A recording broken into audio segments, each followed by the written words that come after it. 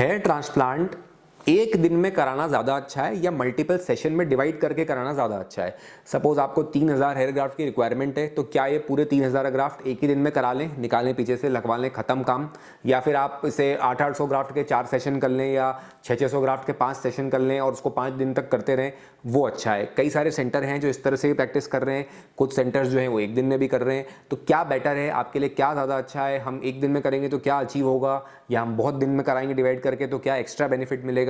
इस बारे में आज हम इस वीडियो में बात करेंगे।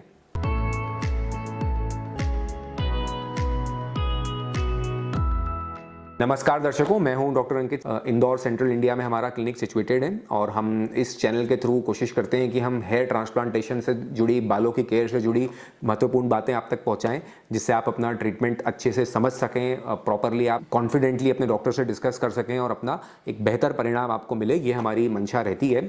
तो जिस किसी ने भी ये चैनल को सब्सक्राइब नहीं किया है वो इसे सब्सक्राइब करें, जिससे कि हम ये अपडेट्स आप तक पहुँचाएँ। बात करते हैं आज हम इस बात की कि हेयर ट्रांसप्लांट को एक दिन में ही करा लें, जितने भी ग्राफ्ट चाहिए, वो ज़्यादा सही है, या उसको मल्टीपल डेज में करें, 5, 6, 7 दिन के सेशन डिवाइड कर करके रोज जा के थोड़े ग्राफ्ट्स लगवाएं, वो ज़्यादा सही है। जनरली तो आप सभी ने ये सुन रखा है, समझ रखा है कि हम हेयर ट्रांसप्लांट को एक दिन या मैक्सिमम 2 दिन में कर लेते हैं। एक दिन में एक पेशेंट के 4 से 5000 हेयर ग्राफ्ट किए जा सकते हैं। इससे ज़्यादा करना हो तो फिर वो थोड़ा सा चैलेंजिंग हो जाता है। हालांकि कुछ सिचुएशंस में करे जा सकते हैं, हमने भी किए हैं, बहुत लोगों ने किए होंगे। तो एक जनरल बात करते हैं कि इतने ग्राफ्ट तो एक दिन में हो जाते हैं। ज़्यादा ग्राफ्ट चाहिए, किसी को 6500 चाहिए, 7 चाहिए, 7500 चाहिए। इतना डोनर है भी कि आपके 5, 6, 6500 तो पीछे से ही मिल गए, 1000-1500 दाढ़ी से मिल गए, ऐसे करके आपके 7-8 हज़ार ग्राफ्ट हो गए। तो अब इतने तो एक दिन में पॉसिबल है नहीं किसी के लिए भी करना, फिर क्वालिटी ख़राब होगी काम की।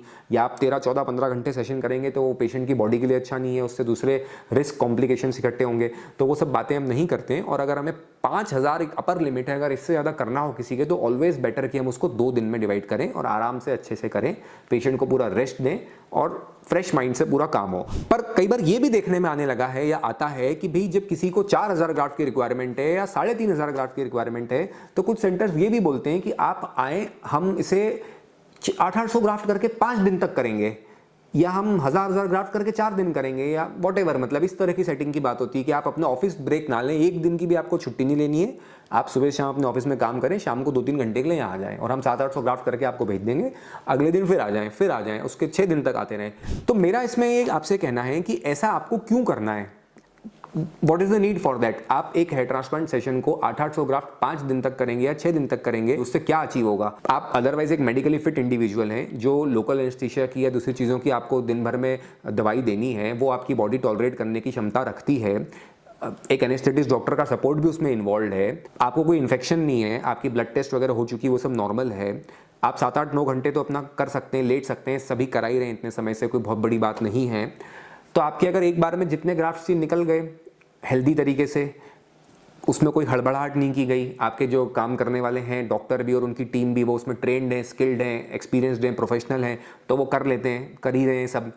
स्लिट्स बन गए, आपने वो ग्राफ्ट्स अच्छे से लगाए, है ना, ग्राफ्ट्स को डैमेज किए बिना स्टोर किए, ग्राफ्ट्स की अच्छी हैंडलिंग की, उनको ख़राब नहीं किया और इंसर्ट किए, तो इसमें बुराई क्या है, इसमें प्रॉब्लम क्या है? हम ऐसा क्यों चाहते हैं या ऐसा क्यों कोई एडवोकेट कर रहे हैं कि आप 600 ग्राफ्ट रोज करते रहें? ये बात थोड़ी सी इम्प्रैक्टिकल है। इनफैक्ट अगर आप रोज ये काम करते हैं तो आप कितने दिन एंटीबायोटिक लेंगे, इन्फेक्शन कंट्रोल और टफ रहेगा, आपको सुन करने के इंजेक्शन रोज लगवाने पड़ेंगे। तो आप क्यों चाहेंगे कि आप रोज रोज इंजेक्शन लें, लंबे समय तक दवाइयाँ लेते चलें, रोज ड्रेसिंग हो, फिर निकले, फिर हो, फिर निकले? It is more rather cumbersome, it is more tedious. एक बहुत मेहनत बढ़ा देने वाली बात है ये कि आप 800 ग्राफ्ट रोज कर रहे हैं, जिसका कोई स्पेशल एडवांटेज एज सच आपके रिजल्ट पे नहीं आने वाला है, ना ही आपकी सेफ्टी पे आने वाला है।